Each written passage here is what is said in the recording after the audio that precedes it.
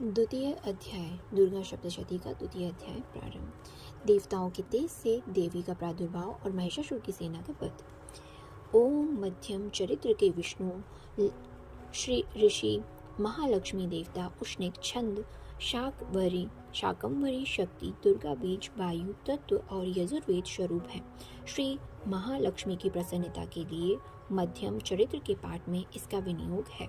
मैं कमल के आसन पर बैठी हुई प्रसन्न मुख वाली महिषासुर मर्दिनी भगवती महालक्ष्मी का भजन करती हूँ, जो अपने हाथों में अक्षमाला, फरसा, गदा, बाण, वज्र, पद्म, धनुष, कुंडिका, दंड, शक्ति, खड्ग, ढाल, शंख, घंटा, मधुपात्र, शूल, पाश और चक्र धारण करती हैं। ऋषि कहते हैं, पूर्व काल में देवताओं और असुरों में पूरे 100 वर्षों तक घोर संग्राम हुआ था। उसमें असुरों का स्वामी महिषासुर था और देवताओं के नायक इंद्र थे। इस युद्ध में देवताओं की सेना महाबली असुरों को से परास्त हो गई। संपूर्ण देवताओं को जीतकर महिषासुर इंद्र बन बैठा।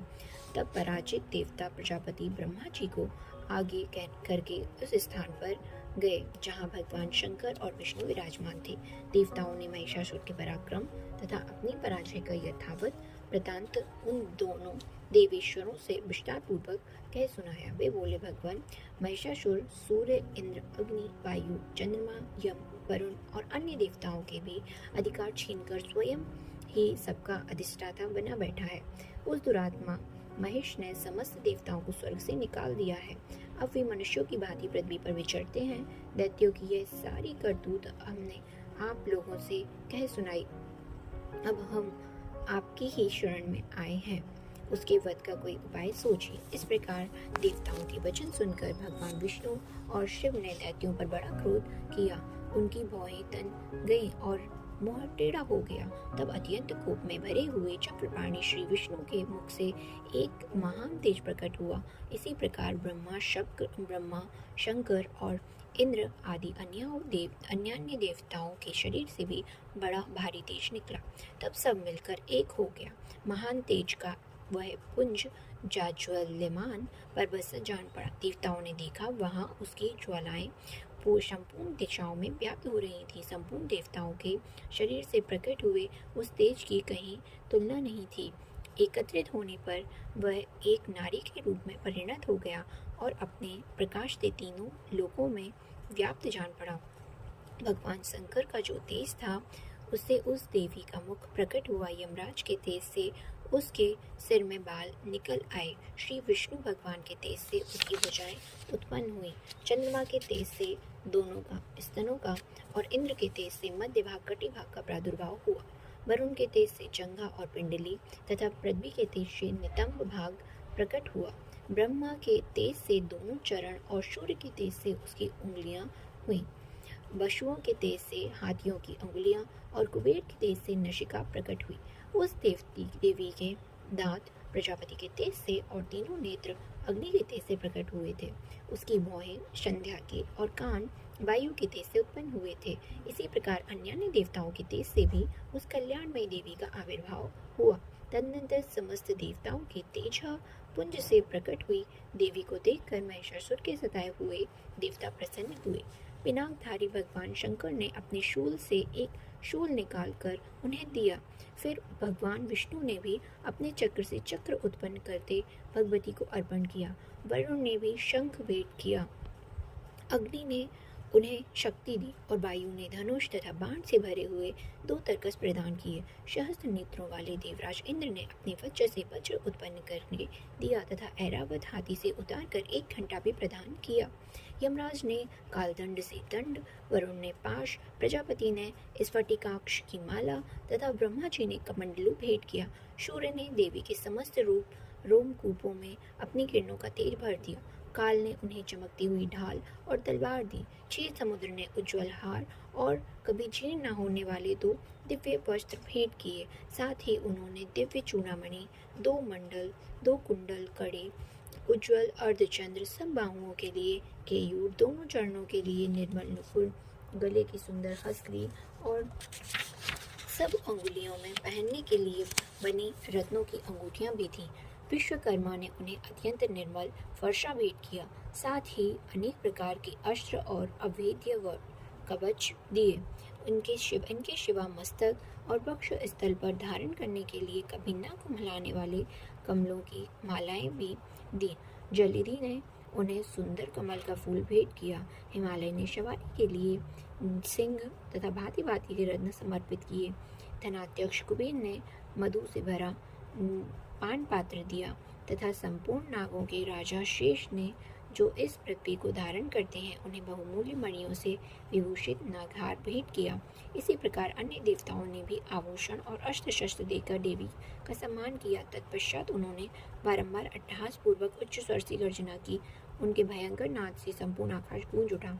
देवी का वह अत्यंत उच्च स्वर से किया हुआ सिंहनाद कहीं समा न सका। आकाश उसके सामने लघु प्रतीत होने लगा। उससे बड़े जोर की प्रतिध्वनि हुई जिससे संपूर्ण विश्व में हलचल मच गई और संपूर्ण समुद्र कांप उठे। पृथ्वी डोलने लगी और समस्त पर्वत हिलने लगे।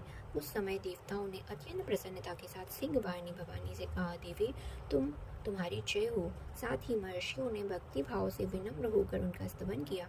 संपूर्ण त्रिलोकी को क्षोभग्रस्त देख दैत्यगण अपनी समस्त सेनाओं को कवच आदि से सुसज्जित कर हाथों में हथियार ले सहसा उठकर खड़े हो गए। उस समय महिषासुर ने बड़े क्रोध में आकर कहा, आहा, यह क्या हो रहा है। फिर वह संपूर्ण अश्रुओं से घिरकर उस सिंहनाद की ओर लक्ष्य करके दौड़ा और आगे पहुंचकर उसने देवी को देखा जो अपनी प्रभा से तीनों लोगों को प्रकाशित कर रही थी। उनके चरणों के भार से पृथ्वी दबी जा रही थी। माथे के मुकुट से आकाश में रेखा सी खिंच रही थी तथा वे अपने धनुष की टंकार सातों पातालों को क्षुब्ध किए जाते थे। देवी अपनी हजारों भुजाओं से संपूर्ण दिशाओं को आच्छादित करके खड़ी थी। तदनंतर उनके साथ दैत्यों का युद्ध छिड़ गया। नाना प्रकार के अस्त्र शस्त्रों के प्रहार से संपूर्ण दिशाएं उद्भासित होने लगी। चिच्छुर नामक महान असुर महिषासुर का सेना नायक था। वह देवी के साथ युद्ध करने लगा। अन्य दैत्यों की चतुरंगिणी सेना साथ लेकर झामर भी लड़ने लगा। 60,000 रथियों के साथ आकर उदग्र नामक महादैत्य ने लोहा लिया। 1 करोड़ रथियों को साथ लेकर महाहनु नामक दैत्य युद्ध करने लगा जिसके रोएं तलवार के समान तीखे थे। वह अशिलोमा नाम का महादैत्य 5 करोड़ रथी सैनिकों सहित युद्ध में डटा। 60 लाख रथियों से घिरा हुआ वाशकल नामक दैत्य भी उस युद्ध भूमि में लड़ने लगा। परिवारित नामक राक्षस हाथी सवार और घुड़सवारों के अनेक दलों तथा 1 करोड़ रथियों की सेना लेकर युद्ध करने लगा। बिडाल नामक दैत्य 5 अरब रथियों से घिरकर लोहा लेने लगा और उनके अतिरिक्त और भी हजारों महादैत्य रथ हाथी और घोड़ों की सेना साथ लेकर वहां देवी के साथ युद्ध करने लगे। स्वयं महिषासुर उस रणभूमि में कोटि कोटि सहस्त्र रथ हाथी और घोड़ों की सेना से घिरा हुआ था। वे दैत्य देवी के साथ तोमर, भिंदीपाल, शक्ति, मूषल, खड्ग, परशु, पटिश आदि अस्त्र शस्त्रों का प्रहार करते हुए युद्ध कर रहे थे। कुछ दैत्यों ने उन पर शक्ति का प्रहार किया, कुछ लोगों ने पाश फेंके तथा कुछ दूसरे दैत्यों ने खड्ग प्रहार करके देवी को मार डालने का उद्योग किया। देवी ने भी क्रोध में भरकर खेल खेल में ही अपने अस्त्र शस्त्रों की वर्षा करके दैत्यों के वे समस्त अस्त्र शस्त्र काट डाले। उनके मुख पर परिश्रम या थकावट का रंच मात्र भी चिन्ह नहीं था। देवता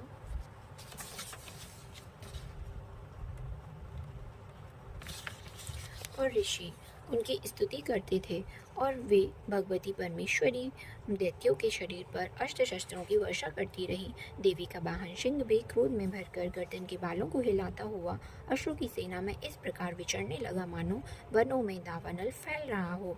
रणभूमि में दैत्यों के साथ युद्ध करती हुई अंबिका देवी ने जितने निश्वास छोड़े वे सभी तत्काल सैकड़ों हजारों गणों के रूप में प्रकट हो गए और परशु, भिंदीपाल, खड्ग और पटिश आदि अस्त्रों द्वारा अस्त्रों का सामना करने लगे। देवी की शक्ति से बड़े हुए वे गण अस्त्रों का नाश करते हुए नगाड़ा और शंख आदि बजाने लगे। उस संग्राम महोत्सव में कितने ही गण मृदंग बजा रहे थे। तदनंतर देवी के त्रिशूल से, गदा से, शक्ति की वर्षा से, खड्ग आदि से सैकड़ों महादैत्यों का संहार कर डाला। कितनों को घंटे के भयंकर नाद से मूर्छित करके मार गिराया। बहुतेरे दैत्यों को पाश से बांधकर धरती पर घसीटा। कितने ही दैत्य उनकी तीखी तलवार की मार से दो दो टुकड़े हो गए, कितने ही गदा की चोट से घायल हो धरती पर सो गए, और कितने ही मूसल की मार से अत्यंत आहत होकर रक्त बमन करने लगे। कुछ दैत्य शूल से छाती फट जाने के कारण पृथ्वी पर ढेर हो गए, तथा उस रणांगण में बाण समूहों की वृष्टि से कितने ही अश्वों की कमर टूट गई। बाज की तरह झपटने वाले देव पीड़क दैत्यगण अपने प्राणों से हाथ धोने लगे। किन्हीं की बाहें छिन्न भिन्न हो गईं, कितनों की गर्दनें कट गईं, और कितने ही दैत्यों के मस्तक कट कट कर गिरने लगे। कुछ लोगों ने शरीर मध्य भाग में ही विलीन हो गए। कितने ही महादैत्य जांघें कट जाने से पृथ्वी पर गिर पड़े। कितनों को ही देवी ने एक पैर और एक नेत्र वाले दो टुकड़ों में चीर डाला। कितने ही दैत्य मस्तक कट जाने पर भी गिरकर फिर उठ जाते और केवल धड़ ही रूप में अच्छे अच्छे हथियार हाथ में ले वे देवी के साथ युद्ध करने लगते थे। दूसरे कबंध युद्ध के बाजों की लय पर नाचते थे। कितने ही बिना सिर के धड़ हाथों में खड़ग शक्ति और शस्त्र लिए दौड़ते थे, और दूसरे महादैत्य ठहरो ठहरो यह कहते हुए देवी को युद्ध के लिए ललकारते थे। जहाँ वह घोर संग्राम हुआ था, वहाँ की धरती देवी के गिराए हुए रथ, हाथी, घोड़े और अश्वों की लाशों से ऐसी पट गई थी कि वहाँ चलना फिरना असंभव हो गया था। दैत्यों की सेना में हाथी, घोड़े और अश्वों के शरीरों से इतनी अधिक मात्रा में रक्तपात हुआ था कि थोड़ी ही देर में वहाँ खून की बड़ी बड़ी नदियाँ बहने लगी। जगदम्बा ने अश्वों की विशाल सेना को क्षण भर में नष्ट कर दिया।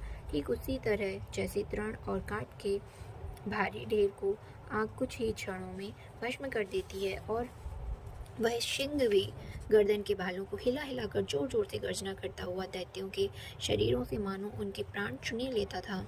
वहाँ देवी के गणों ने भी उन महादैत्यों के साथ ऐसा युद्ध किया जिससे आकाश में खड़े हुए देवतागण उन पर बहुत संतुष्ट हुए और फूल बरसाने लगे। इस प्रकार श्री मार्कंडेय पुराण में शवर्णिक मनवंतर की कथा के अंतर्गत देवी महात्म्य महिषासुर की सेना का वध नामक दूसरा अध्याय पूर्ण हुआ।